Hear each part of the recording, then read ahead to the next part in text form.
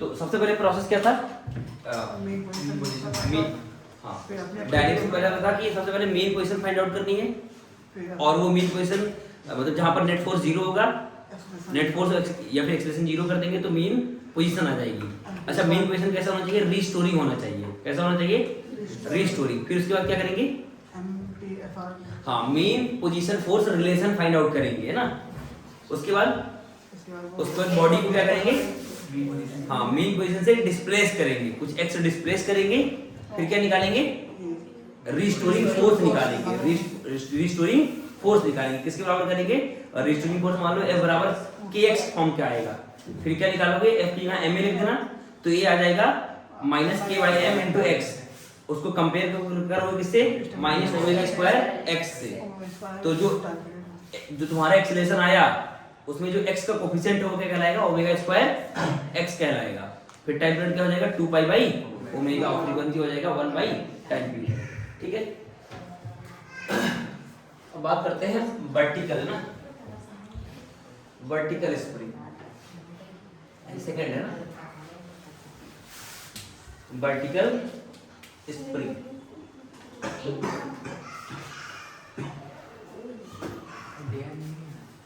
ठीक है, देखो ध्यान से, ये है मान लो स्प्रिंग ब्लॉक सिस्टम है ऐसे। अभी देखो, अभी क्या होगा, स्प्रिंग खींची नहीं है, अभी हमने कहा है नेचुरल लेंथ में। अब स्प्रिंग कहाँ पे, अपने नेचुरल लेंथ में।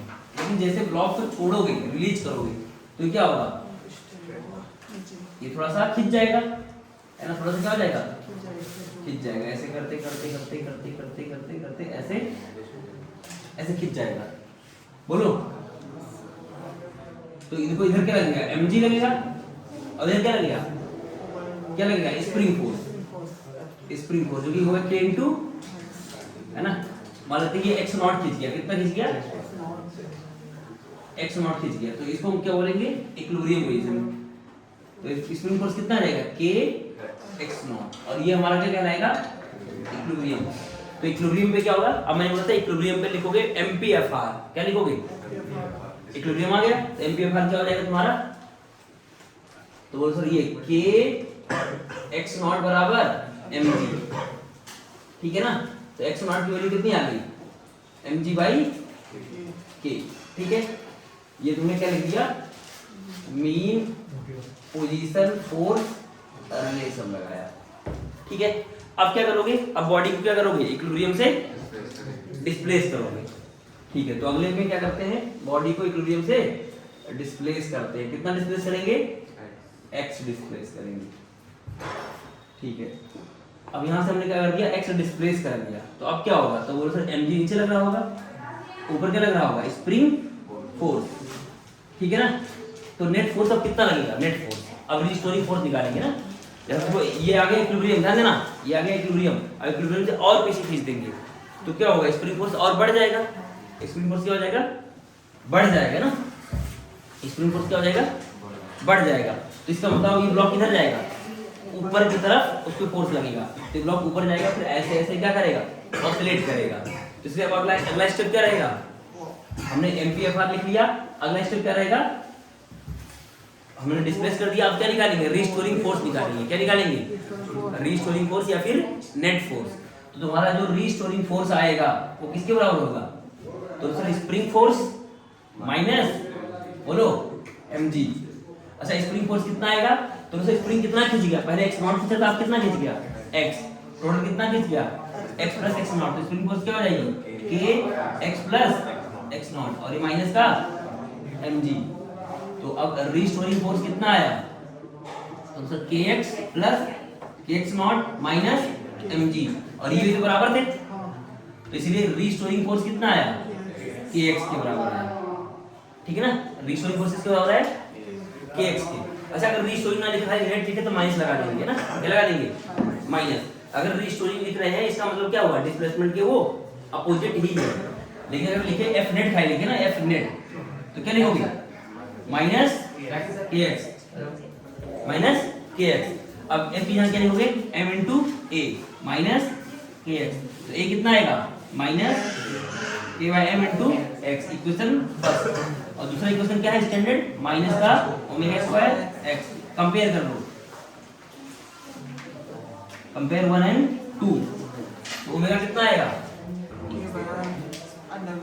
हाँ तो ओमेगा की वैल्यू आ गई रूट के बाई एम। तो टाइम पीरियड कितना आएगा, टाइम पीरियड का फॉर्मूला क्या था, 2 पाई बाई ओमेगा। तो बोलो सर तो वही आ गया, क्या आ गया, m बाई k, समझे। और फ्रीक्वेंसी क्या आ जाएगी, 1 बाई टाइम पीरियड, ये जाएगा 1/2 pi under root k by m। तो तुम्हें दिख रहा होगा कि फोर्स लगा, तो mg फोर्स यहाँ लग रहा था और हॉरिजॉन्टल वाले में कुछ भी नहीं लग रहा था, टाइम पीरियड हमेशा सेम ही आया था। इसका मतलब जब भी स्प्रिंग पर कोई कांस्टेंट फोर्स लगेगा तो उसका इफेक्ट टाइम पीरियड में नहीं दिखेगा। इसको लिखवाऊंगा, अभी लिखो इसको नोट लिखवाऊंगा, यहाँ लिख लो है ना कि जो यहाँ टाइम पीरियड है, टाइम पीरियड t वो क्या है, इंडिपेंडेंट है ना जी, मतलब ग्रेविटी से क्या है, इंडिपेंडेंट है।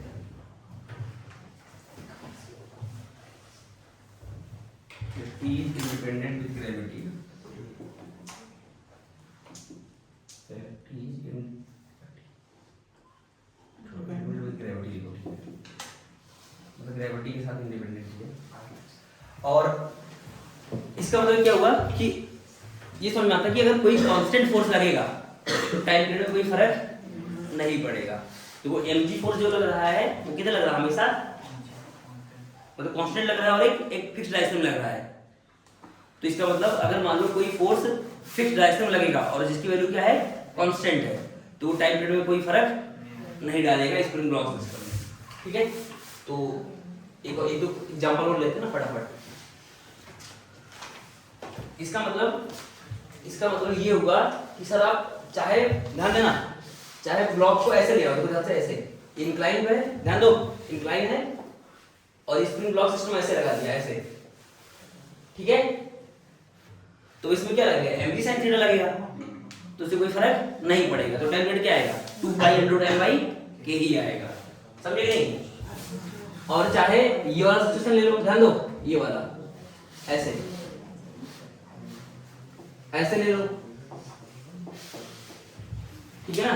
चाहे इस चीज को कहीं लिफ्ट में लेके जाओ ना, ध्यान देना, चाहे इसी सिस्टम को कहां लेके जाओ, लिफ्ट में लेके जाओ, और लिफ्ट क्या कर रही है, एक्सेलरेट कर रही है।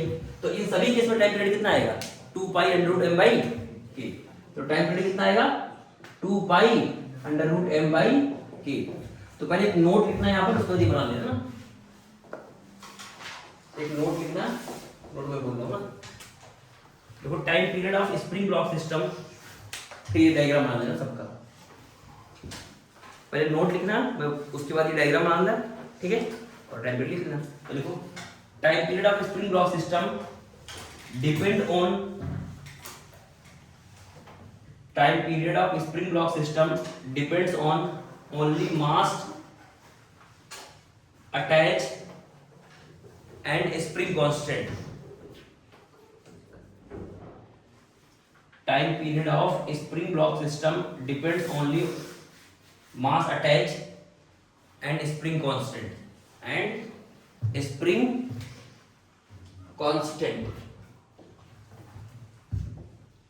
ठीक है। मतलब स्प्रिंग ब्लॉक सिस्टम में, ठीक है ना, किस पर डिपेंड करेगा, मास और के पे। हाँ अगर मान लो बहुत सारे स्प्रिंग ऐड कर दोगे अलग अलग सिस्टम में, तो मास और स्प्रिंग में करेगा, लेकिन के की वैल्यू हो सकती है अलग अलग हो, समझ में आ रहा है, के की वैल्यू हो सकता है क्या हो, अलग अलग, समझ गए ना। अब ये बना लो और लिख लो,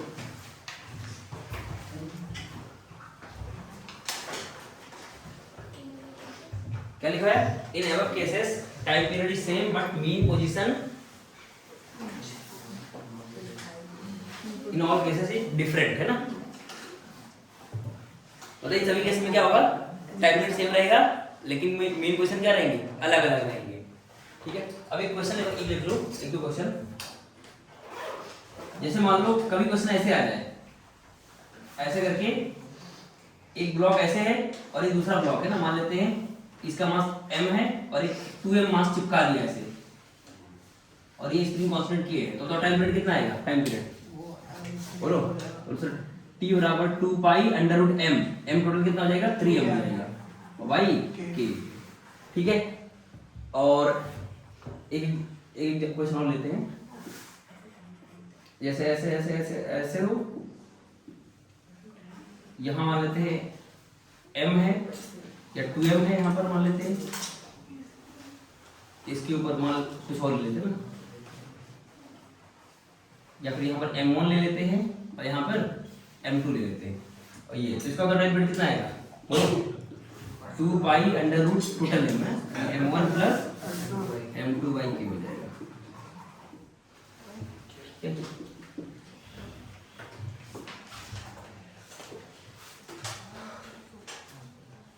और हमने जैसे रॉड के लिए बात किया था ना, रॉड को भी क्या मान सकते हैं? स्प्रिंग तरह मान सकते हैं ना। कोई अगर रॉड है तो रॉड को हम क्या मान सकते हैं? एक स्प्रिंग मान सकते हैं, है ना। जैसे ध्यान दो ना, जैसे मान लो बोलो कि एक रॉड है ऐसे करके, ठीक है ना, और इसका x मॉडुलस है y, ध्यान देना, x मॉडुलस है y, area of cross section a है, लेंथ l है, ठीक है ना। तो इसमें इसको हम रिप्लेस कर सकते हैं कैसे? बोलो स्प्रिंग की तरह, इसको रिप्लेस कर देंगे हम, क्या मान लेंगे इसको? ये एक स्प्रिंग है, ये क्या है? एक स्प्रिंग है जिसका k कितना होता है? YA/L होता है ना, YA/L, ठीक है ना। तो इसका भी टाइम पीरियड कितना हो जाएगा?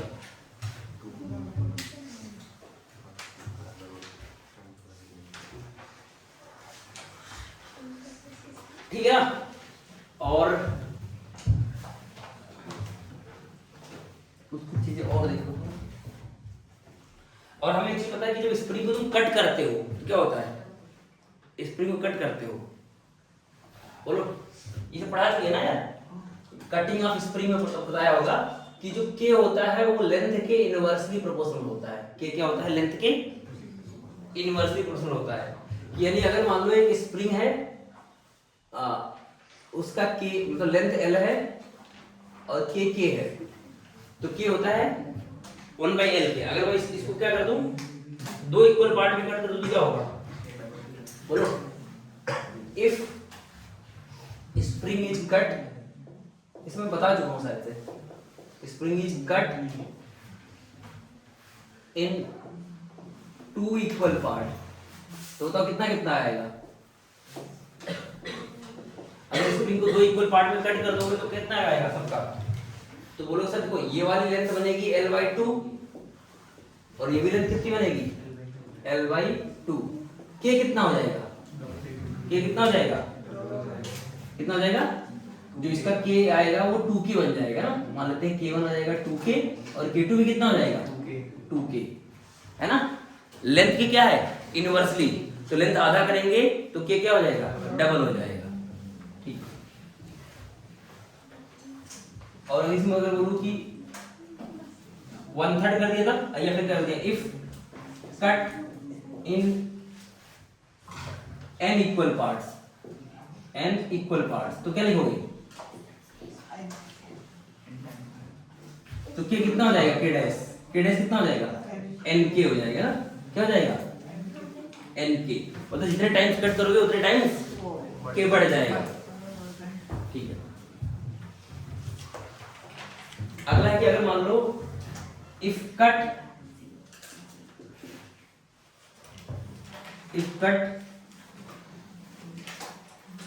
m/n रेशियो, ठीक है ना, m/n रेशियो में कट किया तो क्या होगा?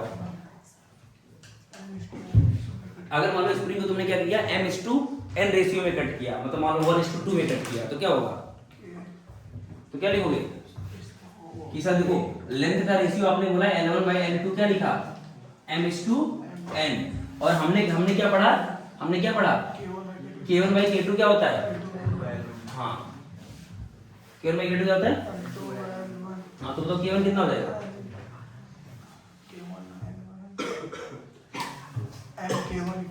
तो हमने पढ़ा कि L1/L2 क्या है? m/n, और K1 बाई K2 क्या हो जाएगा, तो बोलो जो कटा हुआ पार्ट होगा, मान लो कटा हुआ पार्ट ना, ये मान लो L1 है और ये क्या था L2 है, ये मान लेते हैं आएगा K1 और ये आएगा K2। तो अब यहाँ से हम क्या बोल सकते हैं, L1 बाई L2 जो होगा वो किसके बराबर होगा, K2 बाई K1 के। तो यहाँ से मैं बोलूँ कि K2 कितना आएगा, K2 तो उसको L1 पार्ट मिलेगा, कितना पार्ट मिलेगा, L1 पार्ट। L1 को हम इसी का और क्या ले सकते हैं, M/2 क्या ले सकते हैं, M बाई N। तो बोलो इसको कितना पार्ट मिलेगा, M पार्ट मिलेगा, इसको कितना मिलेगा, M पार्ट। कितने पार्ट में से, M प्लस N पार्ट में से क्या मिलेगा, K। ऐसे K1 कितना हो जाएगा, तो उसको N पार्ट मिलेगा, कितने पार्ट में से, M प्लस N क्या मिलेगा, K मिलेगा। समझ गए ये चीज, अरे सिंपल है। बोला कि एक ध्यान दो ना, एक स्प्रिंग है उसको मैंने 2:3 में कट कर दिया, 2:3 में कट कर दिया, तो नया K कितना आएगा, तो बोलो सर जो नया K होगा क्या जाएगा, अगर K1 बाई K2 बोलोगे तो 2:3 बोला था, तो 3:2 हो जाएगा। अब एक को मिलेगा 3 पार्ट, कितने पार्ट में से, 5 पार्ट में से क्या मिलेगा, K मिलेगा। तो कर दे, हो जाएगा ना ऐसे, ठीक है। ये समझे कि नहीं, इसे एक एग्जांपल ले लेते हैं।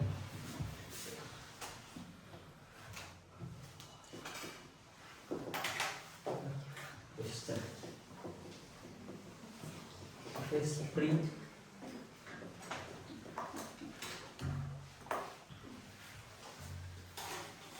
Of length L and spring constant K।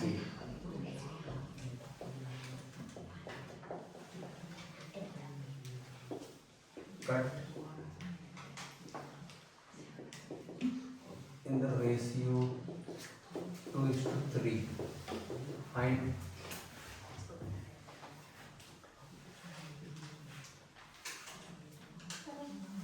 individual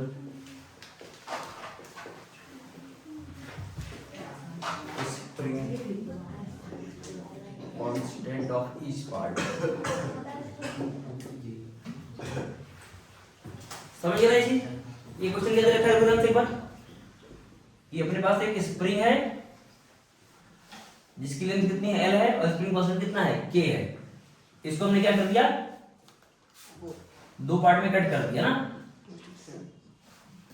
एक पार्ट है L1 और इसका क्या है, K1 है, और दूसरा पार्ट क्या है, L2 है, और ये क्या है, K2 है।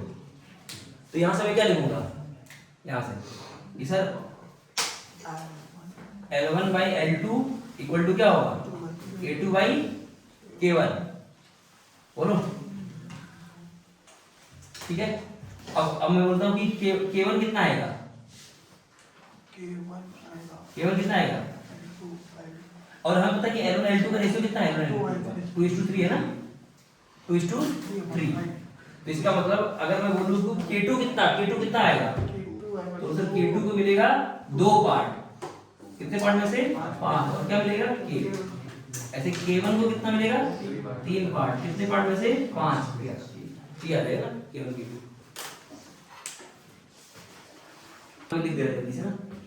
अगर मैं बोलूं कॉम्बिनेशन ऑफ स्प्रिंग में, ये सब हो चुका है एलएलएम में, तो कॉम्बिनेशन ऑफ स्प्रिंग में हमने ये पढ़ा था सीरीज में ना, सीरीज एंड पैरेलल। सीरीज में पढ़ा था कि K इक्विवेलेंट होता है simply K1 plus K2 plus,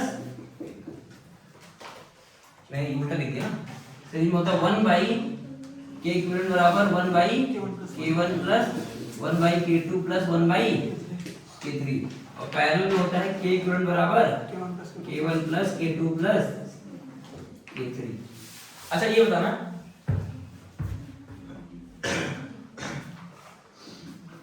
ये किसमें है, ये आपस में किसमें है, पैरेलल में। अच्छा ये बताना, ये आपस में कैसे है, ये बोलो आपस में कैसे है, ये भी पैरेलल नहीं है। अरे सिंपल है ना, अगर इसको खींचोगे तो स्प्रिंग फोर्स कितना लगेगा, K1x, इसमें भी क्या आएगा, K2x। लेकिन अगर इसको खींचोगे, इसको डिस्प्लेस करोगे, तो फोर्स कितना लगाएगा, उधर, और ये भी कितना लगाएगा, उधर। तो चलिए ये दोनों कैसे हैं, पैरेलल में। फिर से अरे अगर तुम इसको खींचो तो ये फोर्स इधर लगाएगा इधर ही, और ये फोर्स इधर लगाएगा इधर ही। ऐसे इसको इधर खींचोगे तो ये दबेगा तो फोर्स इधर लगाएगा उधर, वो खींचेगा तो फोर्स इधर लगाएगा उधर ही। तो इसका मतलब दोनों फोर्स कैसे हुए, मतलब फोर्स आया सेम डायरेक्शन में, तो इसलिए कैसे कॉम्बिनेशन होगा ये दोनों पैरेलल हैं। तो सीरीज में ऐसा होगा, देखो ऐसे करके ऐसे ऐसे ऐसे ऐसे, तो बोलोगे हाँ अब ये सीरीज में है, ये K1 K2 क्या है सीरीज में, क्योंकि जब इसको खींचोगे थोड़ा ये खींचेगा थोड़ा ये खींचेगा। अगर तुम ब्लॉक को x खींचोगे तो ये कुछ x2 खींचेगा तो ये कुछ x1, तो दोनों का सम किसके बराबर होगा x के। लेकिन यहाँ पर क्या होगा, तुम अगर एक को x ब्लॉक को x खींचोगे तो x दबेगा, वो ये x खींचेगा, लेकिन दोनों का फोर्स क्या आएगा सेम डायरेक्शन में। ऐसे भी ये इसको खींचोगे x तो ये भी x खींचेगा और फोर्स क्या आएगा सेम डायरेक्शन में। तो ये दोनों पैरेलल में और ये सीरीज में, और कॉम्बिनेशन तो ऐसे यूज करते हैं। और बाकी इसका डेरिवेशन हमने कहाँ किया था, न्यूटन्स लॉ ऑफ मोशन, ठीक है। तो ये खाली लिख लो बस, इतना होता है, ठीक है। क्या हुआ अदिति, बोलो।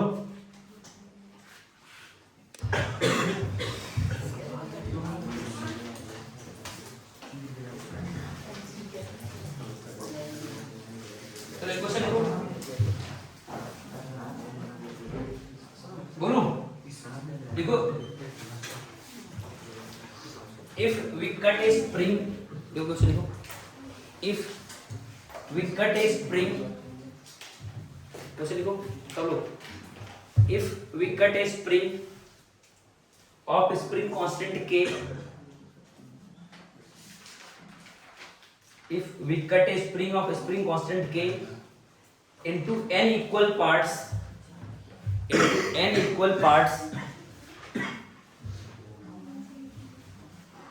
लिखा। If we cut a spring of spring constant K into n equal parts and arrange into parallel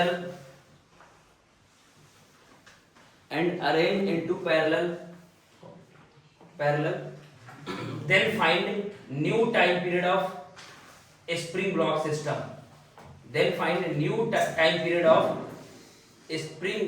system. ठीक है ना। तो नया टाइम पीरियड निकालना है पुराना वाले टर्म में ना। पहले पुराना वाला कितना रहा होगा, t बराबर 2 pi under root m by k रहा होगा। अब उसको मैंने क्या कर दिया, सारे स्प्रिंग को n पार्ट्स में कट कर दिया और सबको कैसे लगा दिया पैरेलल में। तो नया टाइम पीरियड बनाना है, ठीक है ना। तो क्या करोगे, तो बोलो सर देखो ना, जब स्टार्टिंग में स्प्रिंग को कट नहीं किया था, ध्यान देना, जब स्प्रिंग को कट नहीं किया था तो टाइम पीरियड कितना आएगा। तो बोले सर जो नया टाइम पीरियड आएगा मान लेते हैं वो t आएगा, तो कितना आएगा 2 pi under root m by k। लेकिन जब कट कर दोगे और सबको पैरेलल लगा दोगे, ध्यान दो, अगर कट करके सब में क्या लगा दोगे पैरेलल में, तो इसका मतलब जब कट करके ऐसे पैरेलल लगाओगे तो ढेर सारे पैरेलल बनेगा ना, ऐसे करके ऐसे ऐसे ऐसे और फिर dot dot dot dot dot और ऐसा है ना जो भी मास। तो इसकी यहाँ k इक्विवेलेंट कितना आएगा, k इक्विवेलेंट कितना आएगा, तो सर k बाई n कितना था, n के था, ध्यान देना।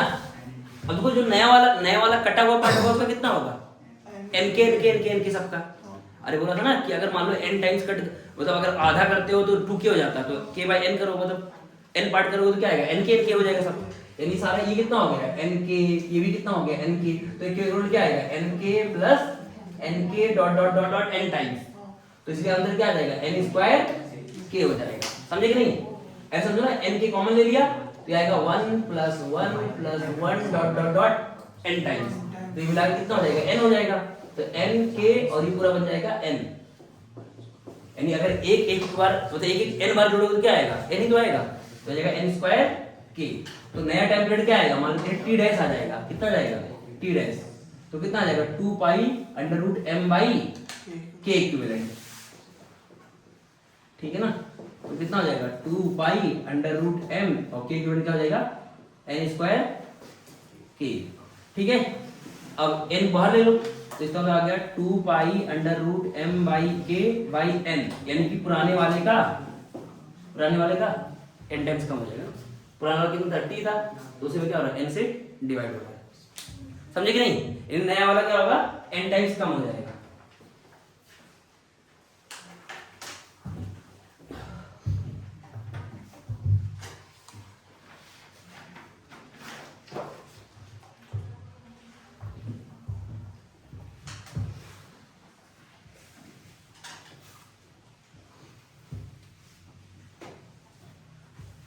ये क्वेश्चन और कर दो ना।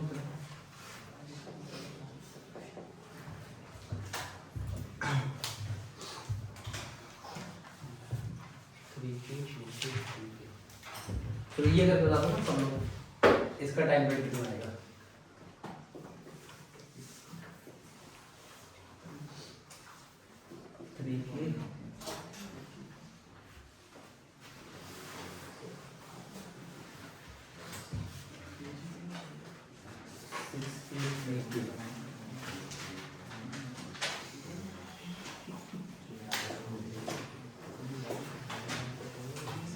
इन सभी में क्या निकालना है, क्या निकालना है सब में, टाइम पीरियड निकालना है सब में ना, सभी में।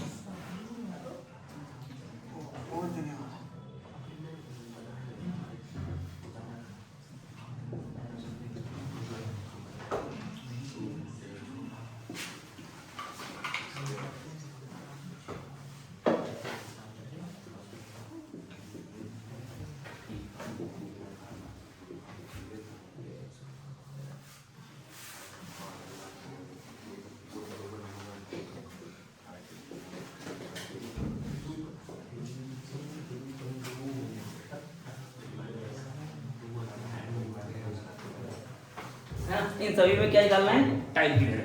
तो टाइम पीरियड निकालना मतलब क्या निकालना है, बेसिकली के इक्विवेलेंट निकालना है। सब में क्या निकालना है, मतलब टाइम पीरियड हो जाएगा 2 pi under m by k equivalent, यानी बेसिकली क्या निकालना है, सब में के इक्विवेलेंट निकालना है। समझे कि नहीं। तो इन सभी केस में टाइम पीरियड क्या हो जाएगा, सिंपल सा। तो टाइम पीरियड बस यही होगा, t बराबर 2 pi under root m by k equivalent, यानी हमें के इक्विवेलेंट निकालने हमें चाहिए, क्या चाहिए, के इक्विवेलेंट। तो जल्दी तीनों का के इक्विवेलेंट बता दो फटाफट, तीनों का के इक्विवेलेंट। ठीक है, तो ये दोनों कैसे हैं, पैरेलल में है, तो इनका इक्विवेलेंट कितना आएगा, बोलो जल्दी से। तो 6 × 3/6 + 3 कितना आ गया, 2k। तो इसका मतलब इनका इक्विवेलेंट आ गया 2k, और ये 2k पैरेलल हो जाएंगे, तो 3 के इक्विवेलेंट कितना हो जाएगा, 4k। तो टाइम पीरियड बस यहाँ 4k डालते हैं, है ना। ऐसे ये, तो बोलो सर ये दोनों कैसे हैं, पैरेलल में, तो पैरेलल में कितना हो गया, 3k, और फिर 6 कैसे है, सीरीज में, तो इसलिए अंदर क्या आ जाएगा, 2k। समझे कि नहीं। ये दोनों पैरेलल में, तो 2k और k, ध्यान दो, 2k और k तो 3k, फिर 3k और 6k कैसे है, सीरीज में, तो सीरीज में कितना आता है, मल्टीप्लिकेशन बाई एडिशन, तो आ जाएगा 2k। ये आपस में कैसे है, सब सारे पैरेलल में ना। इसको इधर किसका होगे, तो ये x खींचेगा, x दबेगा, और सारे फोर्सेस उधर ही रहेंगे, तो इसलिए सारे कैसे हैं, पैरेलल में। तो k इक्विवेलेंट क्या आएगा, डायरेक्टली k + 2k प्लस कितना था, 3k था ना ये, तो कितना आएगा, 6k। तो बस यहां पुट कर देना, राइट डालो। Calculation of time period, calculation of time period, calculation of time period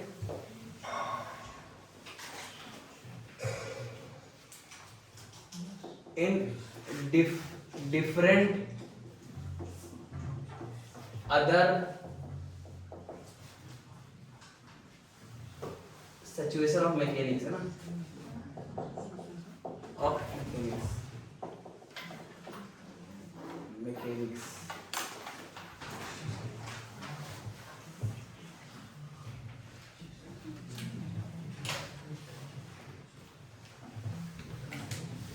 तो अच्छा, तुम्हें बायनेंसी फोर्स का फार्मूला पता है, बायनेंसी फोर्स का फार्मूला, हाँ, अरे बायनेंसी फोर्स क्या होता है कि नहीं, पानी से लगने वाला फोर्स होता है, लेकिन उसकी वैल्यू कितनी आती है, तो अगर जब किसी भी, ध्यान दो, जब भी किसी भी ऑब्जेक्ट को हम पानी में डिप करते हैं, तो जितना पानी वो डिस्प्लेस करता है, उसी का वेट क्या कहलाता है, बायनेंसी फोर्स।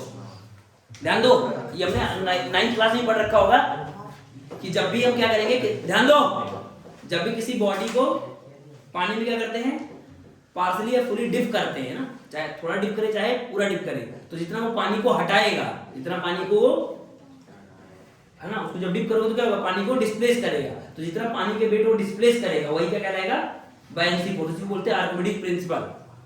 बस इतना तुम्हें याद रखना है, बाकी मैं इसको पढ़ाऊंगा फ्लूइड मैकेनिक्स में ना, ठीक है। तो उसी में क्वेश्चन है कि उसमें भी एसएचएम बनेगा ना। तो पहला है कि अगर हम बात करें फ्लूइड की कि इसको वहां पर एसएचएम में ले लेंगे, मतलब वहां पर जब फ्लूइड मैकेनिक्स पढ़ाएंगे तब ले लेंगे। हाँ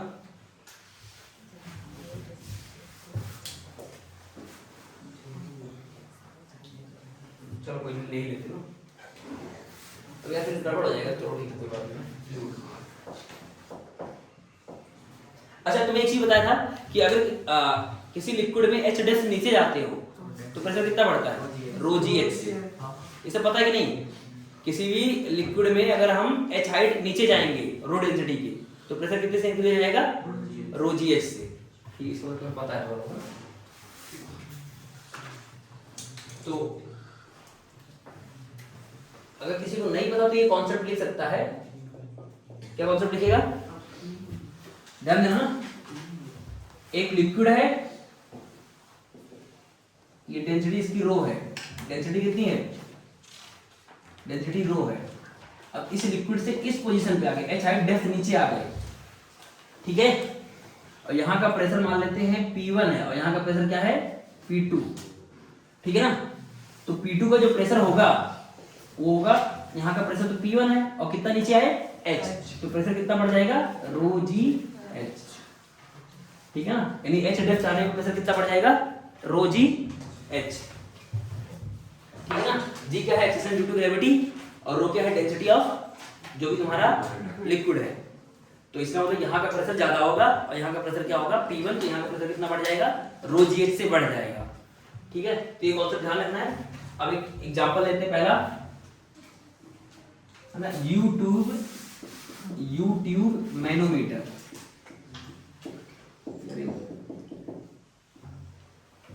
ठीक है ना, ये मतलब फ्लूइड मैकेनिक्स नहीं करना चाहिए था, कोई बात नहीं ना। यूट्यूब मैनोमीटर, ठीक है ना। तो सुनना, जैसे मान लो एक ऐसा करके ट्यूब है यू शेप का, इसको बोलते हैं यूट्यूब मैनोमीटर। इसको स्किप कर देना यार, ठीक है। इसके अंदर मान लो कोई लिक्विड भरा हुआ है ना, एक लिक्विड भरा हुआ है ऐसे करके। तो बोलो सर यहाँ पर जो इसकी लिम्ब है, इसको बोलते हैं लिम्ब है ना, तो यहाँ पर लिक्विड ऐसे पूरा फिल होगा पूरा। अच्छा लेवल क्या होंगे, बराबर होंगे। लेवल क्या होंगे यहाँ पर, ये लिम्ब का साइज क्या होगा, मतलब लेवल क्या होगा, बराबर होगा। और यहाँ पर रो है, डेंसिटी ऑफ लिक्विड है ना, रो क्या है, ऑफ लिक्विड, ठीक है। और जो ये लिम्ब है, इसका ये वाला एरिया, क्रॉस सेक्शन एरिया दे रखा है ना, ये सब ये एरिया ऑफ क्रॉस सेक्शन, ये है ना, ये सामने वाला ये जो है, ठीक है, ये है एरिया ऑफ क्रॉस सेक्शन,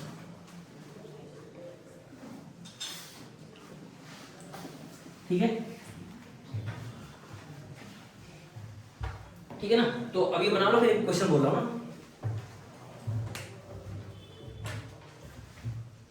देखो, ठीक है, देखो क्वेश्चन को देखो। If liquid is displaced, if liquid is displaced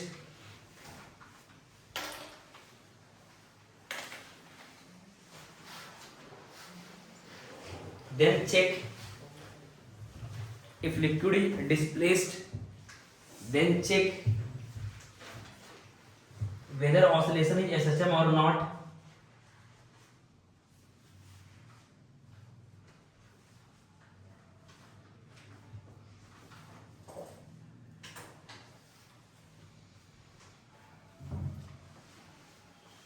If liquid is displaced, then check whether oscillation is SHM or not. If S, then find time period of oscillation. If actually S ही होगा ना, then find time period of oscillation. Yes होता है तो उसको S S तो क्या होगा sir, S बोलेंगे यस बोलेंगे। अरे चेक करना है कि ऑसिलेशन होगा कि नहीं होगा ना। अगर हाँ है तो है ना, टाइम पीरियड ऑफ ऑसिलेशन बता दो। ऑब्वियसली हाँ ही होगा। हाँ तो पहले इसको प्रूव करेंगे ना कि ये सिस्टम ही है।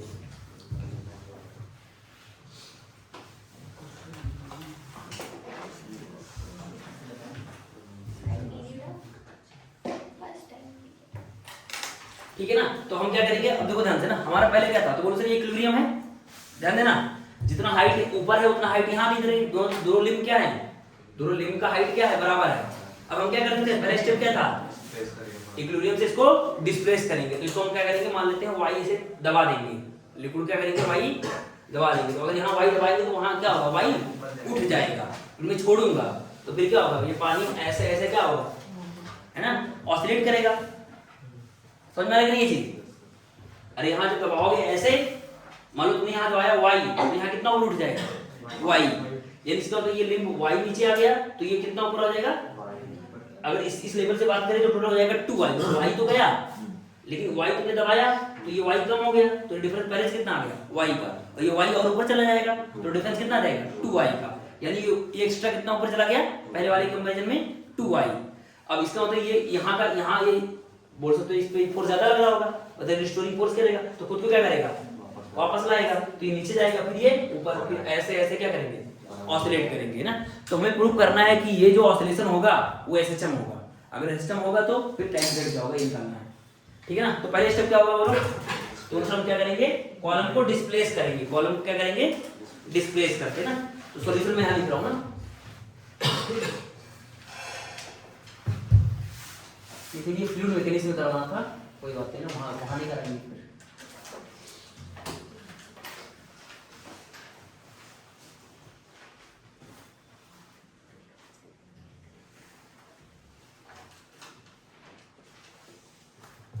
ठीक है, तो मान लेते हैं कि ये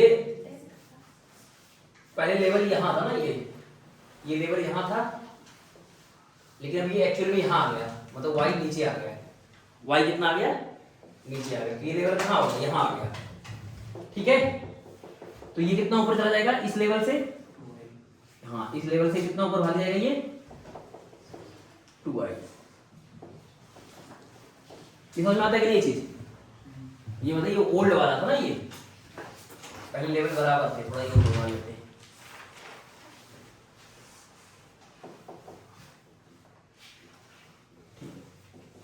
अब क्या करेंगे बोलो, अब एक्स्ट्रा फोर्स निकालेंगे ना, तो एक्स्ट्रा फोर्स कितना होगा, तो बोलो सर जो ये लिक्विड है ना, ये वाला लिक्विड, यही तो एक्स्ट्रा लगाएगा फोर्स, क्योंकि यहाँ और यहाँ क्या होगा, अरे यहाँ लेवल बराबर, तो यहाँ पर क्या होगा, प्रेशर बराबर होता है। एक्चुअली क्या होता है, सेम हाइट पर प्रेशर क्या होता है, सेम होता है। अगर लिक्विड रुका है तो सेम लेवल में प्रेशर क्या होता है, सेम होता है।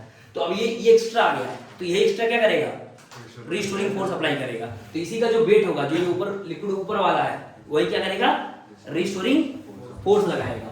तो अब इसका रिस्टोरिंग फोर्स कितना होगा बताओ जल्दी से, तो सर इस पानी का वेट, इस पानी का वेट, तो बताओ रिस्टोरिंग फोर्स कैसे निकालोगे, बोलो रिस्टोरिंग फोर्स, तो क्या लिखोगे, वेट ऑफ लिक्विड, जो ऊपर गया, तो क्या लिखोगे, वेट ऑफ लिक्विड। तो वेट ऑफ लिक्विड कितना लिखोगे जल्दी तो लिक्विड का वेट क्या होता है, तो बोलो सर mg, अरे क्या होगा, मास इनटू जी, और हमें पता है डेंसिटी क्या होता है, मास बाई, तो मास कितना हो जाएगा, डेंसिटी मास बाई वॉल्यूम, तो मास क्या हो जाएगा, रो इनटू वॉल्यूम। ठीक है, तो बताओ यहाँ मास की जगह क्या लिखोगे, रो इनटू वॉल्यूम इनटू जी। अब वॉल्यूम क्या लिखोगे, वॉल्यूम, तो बोलो सर वॉल्यूम होता है base area into height, base area into, अरे वॉल्यूम क्या होगा, बेस एरिया इनटू हाइट। तो बेस कितना है, ये वाला बेस कितना था, a था, और कितना ऊपर गया 2y, तो वॉल्यूम कितना हो जाएगा, बोलो a इनटू 2y। तो बस यहाँ क्या कर दो, अरे समझा रहे नहीं, तो इसका मतलब जो तुम्हारा नेट फोर्स आया, ये रिस्टोरिंग फोर्स है, रिस्टोरिंग फोर्स कितना आया, रो बी की जगह क्या लिखेंगे, a 2y इनटू g।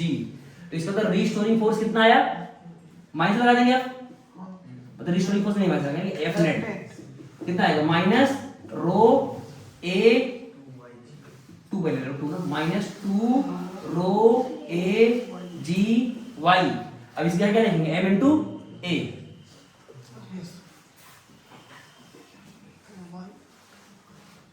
ठीक है, तो कितना आ जाएगा?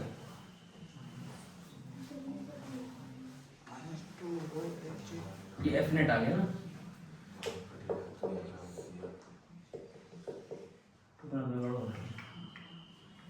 ये एफ नेट आ गया। अच्छा मास किसका लेंगे? मास, हाँ मास लिक्विड का पूरा रहेगा ना, पूरा पूरा जो मास है। तो यहाँ क्या आ जाएगा 2 रो ए जी वाई। तो ए कितना आ जाएगा 2 रो ए जी वाई एम इंटू वाई। अब इसको कंपेयर करने लगे किससे? माइनस ओमेगा स्क्वायर एक्स से। बताओ टाइम चेक कितना आएगा? अच्छा यहाँ पर कुछ कितनी दे रखा है ना, सुना जानते ये दे रखा है, देखो ना ये लेंथ एल है, ठीक है, मतलब लिक्विड का मास लिखने के लिए ना, और ये लेंथ कितना है? ये भी एल है, ठीक है, और ये भी कितना है? एल है। तो m की जगह क्या लिखोगे? m की जगह यहां पर क्या आएगा? मास ऑफ लिक्विड है ना, यहाँ क्या आएगा? मास ऑफ, और यहाँ पर ये जो मास लिखा है वो क्या है? किसका? जो डिस्प्लेस हुआ है, समझे कि नहीं? तो यहाँ पर हम m की जगह क्या लिखेंगे? इसे m की जगह क्या लिखेंगे? तो m की जगह क्या लिखेंगे? m क्या लिखेंगे? रो इंटू रो लिक्विड, इसको वॉल्यूम, वॉल्यूम कितना हो जाएगा? a into 3l। अरे ना ये L, अच्छा ये 2l है ना, 2l है नहीं 3l। तो ये L आया, ये L आया, ये L आया, तो ट्यूब लेंथ कितनी है? ट्यूब लेंथ 3l है, और एरिया कितना है? A है, तो वॉल्यूम कितना आएगा? A into 3l। तो यहाँ रख देना बाद में m की जगह। या फिर यहाँ ऐसे लिख सकते हो, मास ऑफ लिक्विड ले सकते हो, क्या लिख सकते हो? मास ऑफ, या फिर अगर नहीं चेंज करना चाहते हो फिर से एक बार देख लो, ये जो है, ये जो mg में लिख रहा हूं क्या है? ये जो डिस्प्लेस हुआ ऊपर गया वो है मास यहाँ पर। तो चलो इसको लिख लेते तो कंफ्यूजन हो गया, m डैश लिख देते ना, क्या लिख देते? m डैश लिख देते ना, और यहाँ क्या लिख देते? m dash, m dash. नहीं तुम बोलोगे सर यहाँ mg वहाँ m, तो नाम क्या रख दिया उसका? m डैश रख दिया ना, क्या रख दिया? m dash. तो m डैश क्या हो जाएगा? रो हो जाएगा m डैश बाई v, तो m डैश आ गया रो v। तो अब b कितना हो जाएगा? a into 2y। तो m की वैल्यू कितनी हो गई? m की वैल्यू कितनी हो जाएगी? हाँ तो m डैश की, तो यहाँ रख देंगे, समझे नहीं? अरे रो b और b कितना आ गया? a into 2y। तो ये हमारा आ गया क्या? Restoring force. तो इसका अंदर नेट फोर्स क्या आएगा? माइनस का 2 रो a g y, ठीक है ना। अब तुम्हें दिख रहा होगा कि फोर्स रिस्टोरिंग है ना, y के प्रोपोर्शनल भी है, दिख रहा है? ये यहाँ क्या दिख रहा है? f proportional to y। तो बोलो सर यस SHM है ना, SHM होगा। तो यहाँ बोल देंगे ये SHM है, क्यों? क्योंकि f प्रोपोर्शनल टू क्या है? y है, और फोर्स कैसा है? रिस्टोरिंग भी है, तो इसलिए क्या है? ये SHM है, ठीक है ना, ये SHM है। अब पोटेंशियल निकालेंगे क्या लिखोगे? f यहाँ क्या लिखोगे? m इंटू a, लेकिन m क्या यहाँ लिखोगे? Mass of liquid into a। तो ये आ जाएगा। अब मास ऑफ लिक्विड अगर निकालना है एक्चुअल में, तो बोले सर वो ट्यूब का लेंथ निकालेंगे, तो ट्यूब में कहाँ कहाँ पानी है? तो सर यहाँ पानी है, देखो ध्यान से, तो एक्स्ट्रा यहाँ बनाना, ये है बनाना, मेन तो ये था ना डायग्राम, मेन डायग्राम ये था ना, ये लेंथ L है, ये L है, और ये भी L है ना, वोल्ट वाला ये था ना पहले, तो ये L L L। तो ट्यूब लेंथ कितना हो गया? 3l। तो वॉल्यूम कितना हो जाएगा? a into 3l। तो मास ऑफ लिक्विड कितना हो जाएगा? रो a 3l। तो वहां पर भी लिख देना, रोमेगा आ जाएगा, तो टाइम पीरियड आ जाएगा। बताओ टाइम पीरियड कितना आएगा?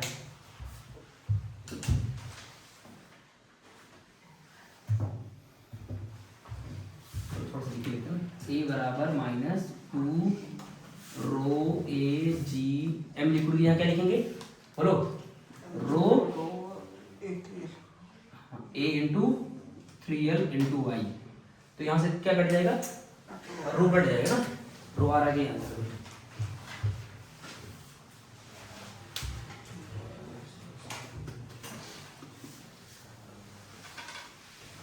हाँ रो आ रहा है, रो आ रहा है।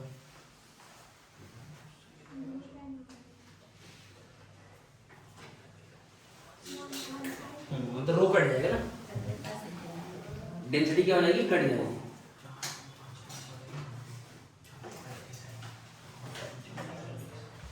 ठीक है, तो यहाँ से रो रो कट गया, ठीक है ना, रो रो क्या हो गया, कट गया। तो यहाँ से ए की वैल्यू कितनी आ गई, ये नहीं कटेगा। क्या चीज, हाँ ए भी कट गया, तो कितना आ गया, माइनस का 2g by 3l into Y. तो ये हमारा क्या बन गया, ओमेगा स्क्वायर। यहाँ से इसको कंपेयर कर लेना किससे, माइनस ओमेगा स्क्वायर वाई से। हाँ, तो ओमेगा की वैल्यू कितनी आ गई, रूट 2g बाई 3l। तो टाइम पीरियड कितना आ जाएगा, 2 पाई बाई ओमेगा, तो 2 pi under root 3l by 2g, है ना। तो ये टाइम पीरियड हो जाएगा, समझे कि नहीं।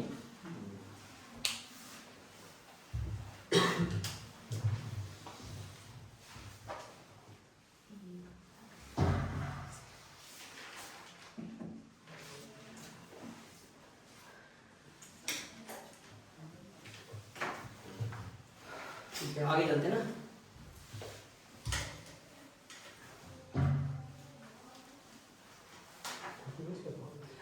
अगर मान लो मुझे मास के टर्म में निकालना होता ना, तो ये मास की जगह मास ही रह जाता, तो फिर रो आता। फिर एक बार ध्यान रखना सब लोग, जैसे मान लो मास ऑफ लिक्विड जो है उसकी जगह मैंने क्या पुट कर दिया, रो A3l कर दिया। वो नहीं करता तब यहाँ क्या आता है, m लिक्विड ही आता, यहाँ क्या आता है, m लिक्विड आता।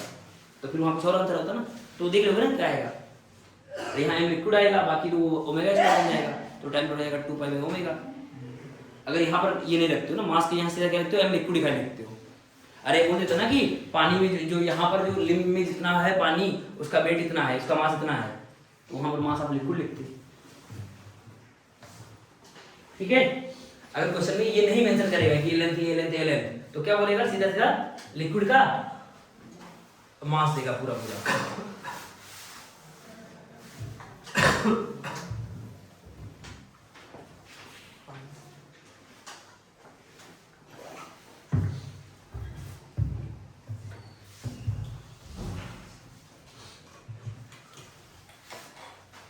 ठीक है, नेक्स्ट करते हैं। ये बना लिया कि नहीं है, तो ये क्वेश्चन था, एक और लेते हैं लास्ट, 2 क्वेश्चन अभी लेना है।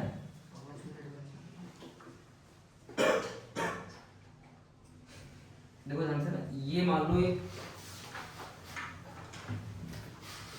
वाटर मतलब तालाब है, तालाब में चल रहा है ना,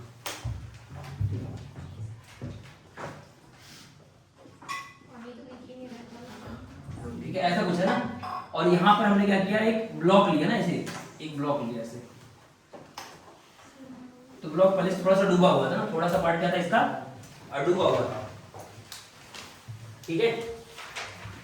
और मान लेते हैं कि ये जो है, थोड़े से मान लेते हैं क्यूब है, एक क्यूब है जिसका साइड है L, साइड क्या है, L है। तो इसको अगर मैं प्रेस कर दूंगा ना, यहाँ से क्या करूंगा, इसको प्रेस करूंगा। अच्छा हाँ, जो यहाँ पर लिक्विड की डेंसिटी है, मान लेते हैं रो लिक्विड, और जो ये क्यूब है उसका डेंसिटी है रो सॉलिड, है ना, रो सॉलिड। अब इसको अगर मैं हल्के से डिप कर दूंगा, तो हमें प्रूव करना है कि वो जो वो होगा वो SHM होगा, और टाइम पीरियड निकालना है ना, समझे कि नहीं। ये रो लिक्विड है, रो लिक्विड मतलब डेंसिटी ऑफ लिक्विड है ये, और ये क्या है, रो सॉलिड, यानी ब्लॉक का क्या है, डेंसिटी है, ठीक है। अच्छा, ब्लॉक का वॉल्यूम कितना हो जाएगा, वॉल्यूम L3, वॉल्यूम कितना हो जाएगा, L3, वॉल्यूम कितना हो जाएगा, L3, ठीक है।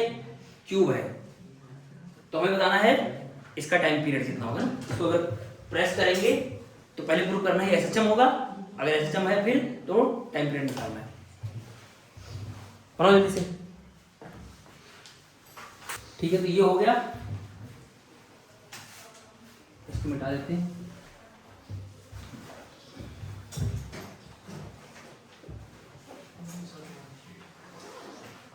ठीक है, अभी ध्यान से ना, ये मान लो कोई लिक्विड है, उसके ऊपर एक ब्लॉक क्या कर रहा है, फ्लोट कर रहा है। तो इसका कुछ पार्ट क्या है, पानी में डूबा हुआ है, और कुछ पार्ट क्या है, हवा में है।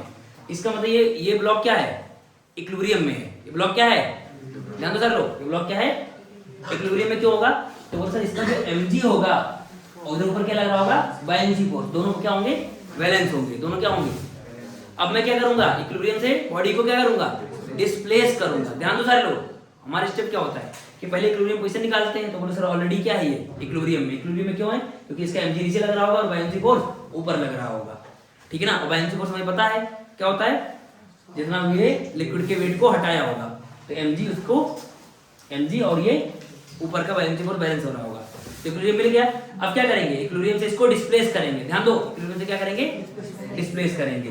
तो मैंने मान लिया कि चलो इसको हम क्या करते हैं, एक्स लेंथ नीचे ऐसे डिप करते हैं ना, तो हम क्या लिखना है सॉल्यूशन में, देखो जानते हैं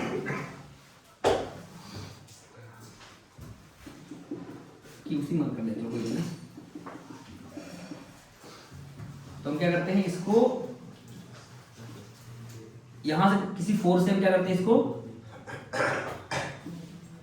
एक्स और डिस्प्लेस करते हैं। एक्स क्या करते हैं, और डिस्प्लेस करते हैं। अच्छा यहां पर मैं सिर्फ एक्स्ट्रा फोर्स लिख रहा हूं, हमें पता है कि बायनेंसी फोर्स बढ़ गया होगा। अच्छा पहले बायनेंसी फोर्स कितना होगा, अभी अभी अभी इस सिचुएशन में क्या होगा, इस सिचुएशन में होगा mg और बायनेंसी फोर्स क्या है, बराबर है। अब मैंने और दबा दिया तो बायनेंसी फोर्स क्या हो गया होगा, बढ़ गया होगा। किससे ज्यादा हो गया होगा, mg से ज्यादा हो गया होगा। तो क्या करेगा, ऊपर भेजेगा। मतलब जो बायनेंसी फोर्स, जो एक्स्ट्रा फोर्स आया, बायनेंसी फोर्स कितना रहा होगा, देखो अभी यहाँ कितना रहा होगा, जितना इसका mg है उतना बायनेंसी फोर्स है, क्योंकि ये फ्लोट कर रहा है। अब यहाँ पर मैंने क्या कर दिया, जबरदस्ती करके x और डिस्प्लेस कर दिया, तो सर डूबा पार्ट और ज्यादा हो गया, तो बायनेंसी फोर्स की वैल्यू क्या हो गई, बढ़ गई। अगर बायनेंसी फोर्स की वैल्यू बढ़ गई तो मतलब वो कुछ mg को बैलेंस करने चली गई और कुछ एक्स्ट्रा आया, तो एक्स्ट्रा मैं डायरेक्ट लिख रहा हूँ, मतलब स्टेप कम करने के लिए वो एक्स्ट्रा मैं डायरेक्ट लिख रहा हूँ। तो एक्स्ट्रा फोर्स कितना आएगा, तो बोलते जितना उसने अब वॉल्यूम हटाया वो एक्स्ट्रा, तो वॉल्यूम कितना एक्स्ट्रा हटाएगा, तो मैं f एक्स्ट्रा लिख रहा हूँ डायरेक्ट ना, f रीस्टोरिंग या फिर f एक्स्ट्रा लिख रहा हूँ, समझ आ रहा है। तो कितना होगा, तो उन्होंने जितना उसने एक्स्ट्रा वेट को हटाया, तो कितना हटाया, अरे कितना हटाया, तो सर x नीचे, x पानी x गया, लेकिन नीचे का एरिया कितना है, l स्क्वायर है ना, तो नीचे का एरिया कितना होगा, अरे क्यूब है, तो क्यूब है तो ये l होगा ना, तो बेस एरिया कितना है, और कितना कितना कितना एक्स्ट्रा गया x, तो वॉल्यूम कितना हटाया, l स्क्वायर x, तो वॉल्यूम कितना हटाया, वॉल्यूम कितना हो गया, मास कितना हटाया, रो बी, रो बी। तो इसका मतलब जो हमारा एक्स्ट्रा फोर्स आएगा वो m डैश g आएगा, m डैश, तो m डैश कितना होगा, रो v g, ठीक है। ये हमारा रिस्टोरिंग फोर्स है, तो रो है, रो लिक्विड लिखोगे यहाँ पर, क्या लिखोगे, रो लिक्विड, और v की यहाँ क्या लिखोगे, क्या लिखोगे, l square x into g। तो ये हमारा क्या आ गया, रिस्टोरिंग फोर्स। अच्छा इस l स्क्वायर को भी हम क्या कर सकते हैं, सॉलिड के फॉर्म में ले सकते हैं। क्या ले सकते हैं कि सर हमें पता है कि डेंसिटी क्या होती है, डेंसिटी ऑफ सॉलिड क्या होता है, मास बाय वॉल्यूम। तो वॉल्यूम यहाँ क्या लिखोगे, l क्यूब है ना, l क्यूब, ठीक है ना। तो यहाँ से हम क्या ले सकते हैं, रो बी, ठीक है ना, ये आ गया। तो यहां से m की वैल्यू कितनी आ गई, m की वैल्यू बोलो, रो s l क्यू, तो इसके यूज करेंगे ना अभी। या कि हमारा क्या हो गया, मास ऑफ, हाँ मास ऑफ क्यूब आ गया ना, मास ऑफ क्यूब आ गया। अच्छा ये हमारा क्या आ गया, रिस्टोरिंग, अरे क्या आया, रिस्टोरिंग फोर्स। अब रिस्टोरिंग फोर्स को हम क्या कर सकते हैं, नेट फोर्स भी लिख सकते हैं, बोलो, और माइनस लगा लेंगे, क्या लगा लेंगे, माइनस। तो क्या लिखोगे, माइनस रो लिक्विड, बोलो l square g x, minus से क्या होता है कि रिस्टोरिंग है, इसलिए यहाँ क्या लिखेंगे m इंटू a, फिर क्या लिखोगे, रो l स्क्वायर g x, और m यहाँ क्या लिखोगे, रो s l cube into a minus rho l square g x। तो यहाँ से a की वैल्यू कितनी आ गई, बोलो, तो माइनस का रो l by rho s by l g into, तो ये हमारा क्या बन जाएगा, ओमेगा स्क्वायर। इसको कंपेयर कर लेना किससे, माइनस ओमेगा स्क्वायर x, ठीक है ना। तो कंपेयर करोगे तो यहाँ से ओमेगा कितना आ गया, अंडर रूट, बोलो, रो l by rho s g by L, तो टाइम पीरियड क्या हो जाएगा 2 पाई बाई ओमेगा, समझे कि नहीं? तो ये हमारा क्या टाइम पीरियड, ठीक है। यहाँ पर हमने जो हमारा रीस्टोरिंग नेट फोर्स आया वो x के क्या आया प्रोपोर्शनल आया, तो यहाँ से बोल सकते हैं कि ये क्या है SHM है ना, तो SHM है तो फिर हम a निकाल लेंगे, तो ये आ गया, इसको स्टैंडर्ड इक्वेशन से कंपेयर कर लेंगे, ओमेगा आ गया तो टाइम पीरियड आ गया, ठीक है। तो एक बार मैं फिर बता रहा हूँ, तो स्टार्टिंग में क्या है,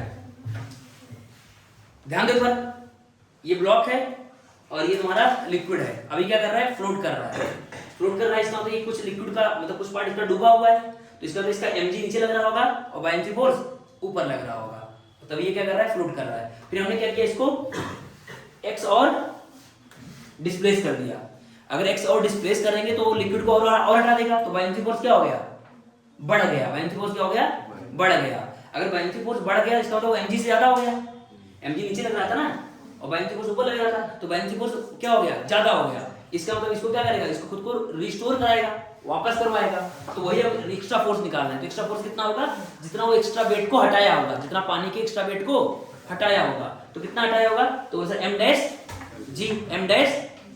g, तो यहाँ क्या आ जाएगा रो v g, और रो की जगह लिक्विड रो लिक्विड, और यहाँ पर v कितना आएगा, तो देखो जो क्यूब है उसका बेस एरिया कितना है L है और ये कितना है x है, तो वॉल्यूम कितना आ जाएगा L स्क्वायर x इंटू जी, तो ये हमारा क्या आ गया एक्स्ट्रा फोर्स, ये एक्स्ट्रा फोर्स क्या है हमारा नेट फोर्स है, और ये क्या है बोलो सर हमने डिस्प्लेस किया था इधर लेकिन एक्स्ट्रा फोर्स लग रहा है ऊपर, और ये x के प्रोपोर्शनल आ गया, इसलिए बोलोगे ये क्या है SHM है।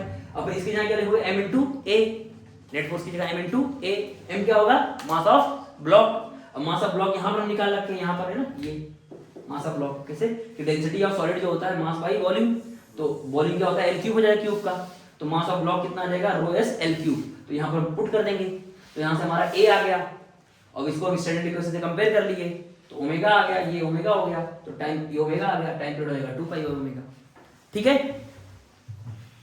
ठीक है, एक और क्वेश्चन दे रहा हूँ वो घर से ट्राई करना, लास्ट है ना, डायग्राम बना लो, इससे रिलेटेड क्वेश्चन देखो। ये मान लेते हैं रोलर नंबर 1 है और ये रोलर नंबर 2 है, इनके बीच में कुछ एक ब्लॉक उसके ऊपर रखा है, इसके बीच का कुछ कोएफिशिएंट ऑफ फ्रिक्शन है, और इन दोनों व्हील के बीच में कितना है L है, तो दोनों व्हीलों के बीच का सेंटर से दूरी कितनी है L है, ठीक है ना।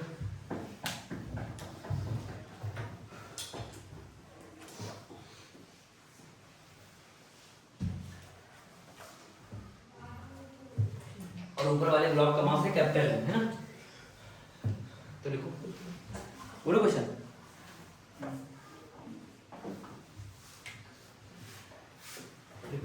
देखो a uniform plate of mass capital M, एक प्लेट है जिसका मास क्या है capital M, a uniform plate of mass capital M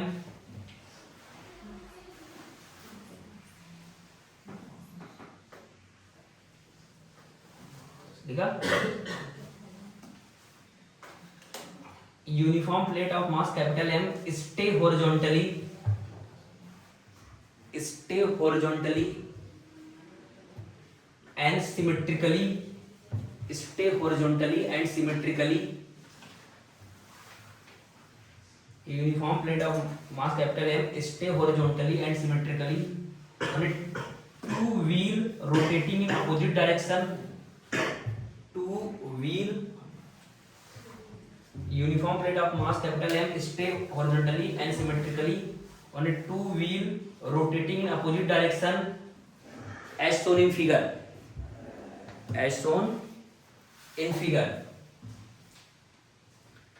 full stop. The separation between wheel is L, the separation between wheel is capital L, capital L, right? The separation between wheel is capital L and the coefficient of friction between wheel and plate is mu, and the coefficient of friction between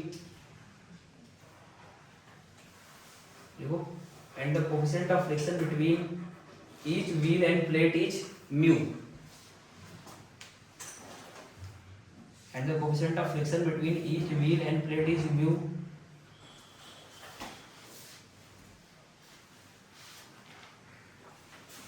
ठीक है, if it is slightly displaced along its length, if it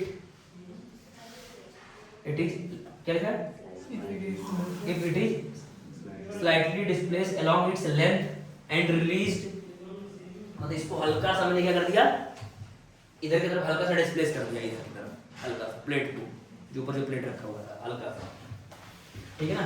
क्या लिखा, if it is slightly displaced along its length and released then find its time period of oscillation, then find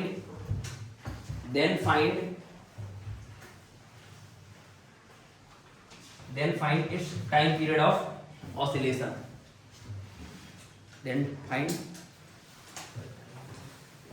its time period of oscillation। ठीक है, तो इसका solution मैं कराऊँ नहीं आज, सोचता हूँ इसका है ना, जो मेरा चैनल है उसकी वीडियो बना दूंगा इसी का सोल्यूशन ना, क्योंकि बहुत टाइम लगेगा कराने में।